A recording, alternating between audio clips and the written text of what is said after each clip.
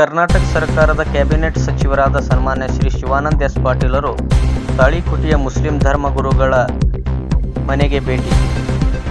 ವಿಜಯಪುರ ಜಿಲ್ಲೆ ತಾಳಿಕೋಟೆಯಲ್ಲಿ ನಡೆದ ಕುರಾನ್ ಪ್ರವಚನ ಕಾರ್ಯಕ್ರಮದ ನಿಮಿತ್ತ ತಾಳಿಕೋಟೆ ಪಟ್ಟಣಕ್ಕೆ ಆಗಮಿಸಿ ಕಾರ್ಯಕ್ರಮ ಮುಗಿದ ನಂತರ ಮುಸ್ಲಿಂ ಧರ್ಮಗುರುಗಳಾದ ಜನಾಬ್ ಸೈಯದ್ ಶಕೀಲ್ ಅಹಮದ್ ಕಾಝಿಯವರ ನಿವಾಸಕ್ಕೆ ಭೇಟಿಯಾಗಿ ಭೋಜನ ಸ್ವೀಕರಿಸಿದರು.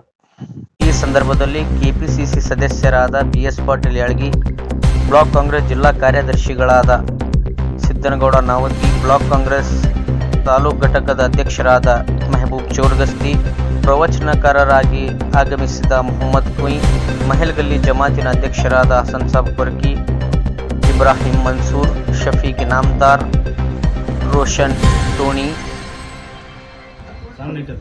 ಹಸನ್ ಸಾಬ್ ಮನಗೋಳಿ, ಗನಿ ಸಾಬ್ ಲಾಹೋರಿ, ಖಾಜಾ ಹುಸೇನ್ ಸಗರ್, ಮೋದಿ ಸಾಬ್ ನಗಾರ್ಚಿ